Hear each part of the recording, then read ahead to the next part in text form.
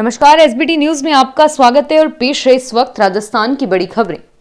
Corona संक्रमण के इलाज के लिए अब इंश्योरेंस कंपनियों के माध्यम से पॉलिसी ली जा सकती है। कोरोना के बढ़ते मामलों के बाद insurance regulatory and development authority ने निर्देश पर इंश्योरेंस कंपनियों को पॉलिसी लॉन्च कर दी है। इस पॉलिसी का नाम कोरोना कवच एवं सुरक्षा पॉलिसी रखा गया है। पॉलिसी में कोरोना के संक्रमित होने पर अस्पताल में भर्ती होने से पहले और बाद घर में देखभाल और दवाइयों के खर्चे तक को कवर किया गया है।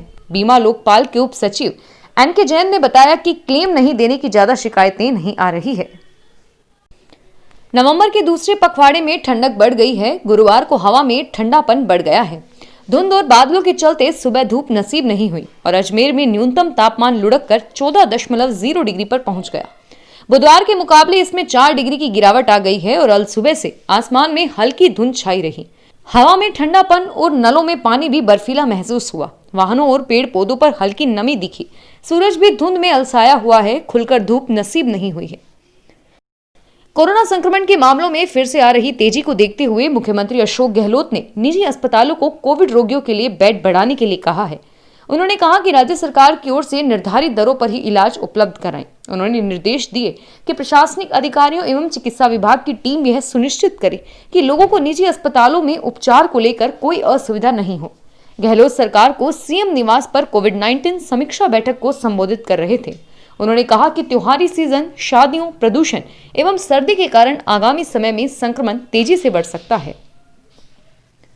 सत्तारूढ़ पार्टी का मुख्यालय होने के बावजूद इन दिनों नेताओं और कार्यकर्ताओं का पीसीसी से मोह भंग होने लगा है और इससे प्रदेश कांग्रेस मुख्यालय में सन्नाटा पसरा रहता है।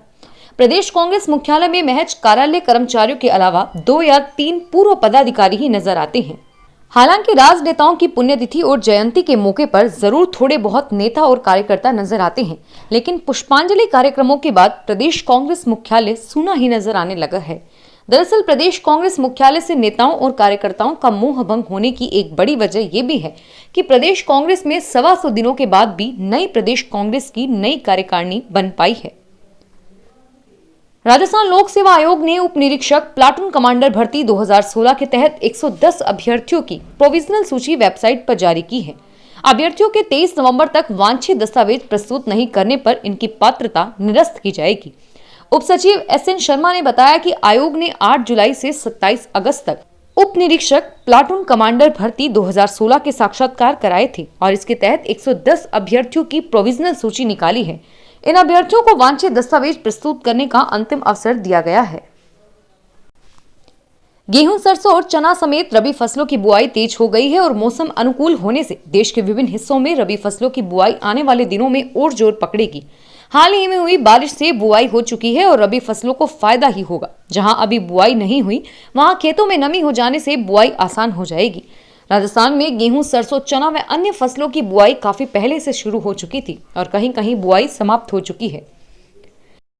राजस्थान लोक सेवा आयोग में बुधवार को समूह अनुदेशक, सर्वेयर, सहायक, शिक्षुता सलाहकार के साक्षात्कार शुरू हुए। दोपहर तक अभ्यर्थियों के साक्षात्कार कराए गए और शाम को राजस्थान हाईकोर्ट के आदेश पर 20 नवंबर तक प्रस्तावित साक्षात्कार स्थगित कर दिए गए और अब इनकी नई अधिसूचना जारी होगी।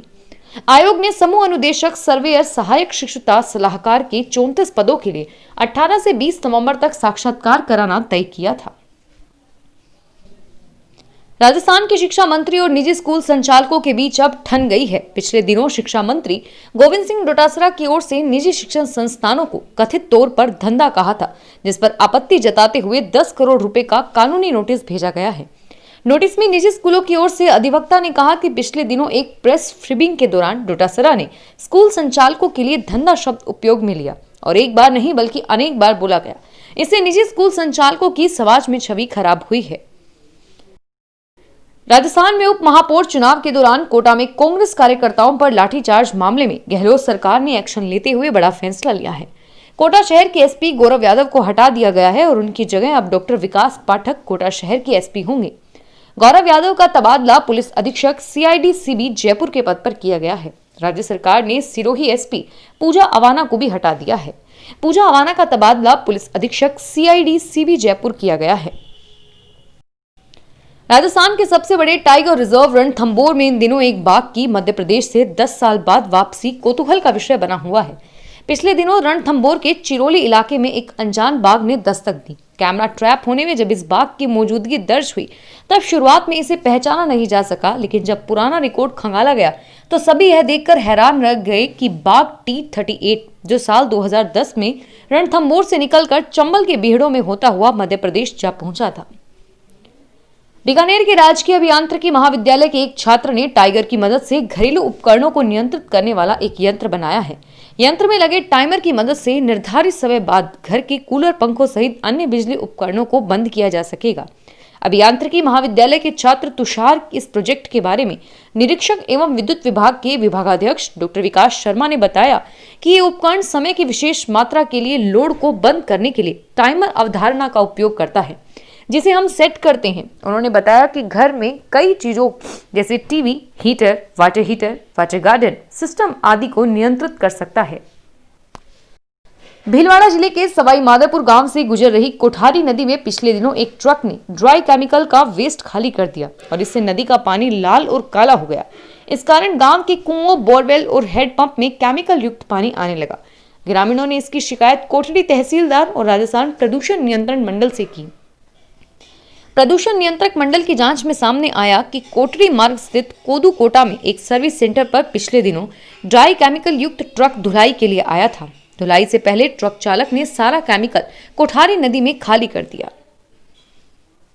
अजमेर के राजकीय पॉलिटेक्निक कॉलेज में इंजीनियरिंग डिप्लोमा प्रथम वर्ष तथा लेटरल एंट्री पद्धति से द्वितीय वर्ष की रिक्त सीट पर प्रवेश जारी किया है।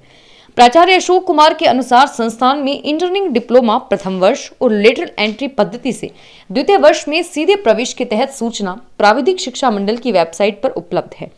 अभ्यर्थी प्रथम वर्ष इंजीनियरिंग डिप्लोमा के प्रवेश के लिए 23 से 26 नवंबर तक दस्तावेजों के साथ आवेदन जमा करा सकेंगे और इसी तरह द्वितीय वर्ष लेटरल एंट्री प्रवेश के आवेदन 20 से 24 नवंबर को दोपहर 12 बजे तक जमा कराए जा सकेंगे। मुंबई की DRI टीम ने उदयपुर घूमने आई एक महिला को ड्रग्स स्मगलिंग के मामले में गिरफ्तार किया। इस महिला पर इंटरनेशनल स्तर पर ड्रग्स स्मगलिंग का शामिल होने का आरोप है। टीम ने गिरफ्तार महिला महाराष्ट्र के वसई पालघर निवासी हेजल डोनाल्ड कोरिया को उदयपुर कोर्ट में पेश किया और बाद में ट्रांजिट रिमांड पर उसे मुंबई ले आई।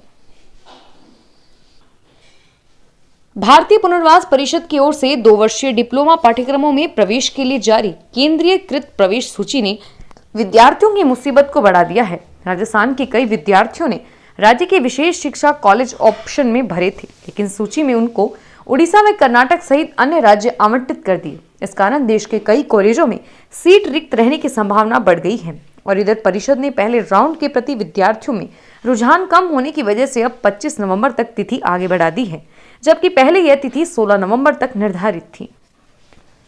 फिलहाल इस बुलेटिन में इतना ही और फिर हाजिर होंगे तमाम बड़ी खबरों के साथ। SBT न्यूज के वीडियो देखने के लिए हमारे चैनल को सब्सक्राइब करें और नोटिफिकेशन पाने के लिए बेल आइकन को प्रेस करें।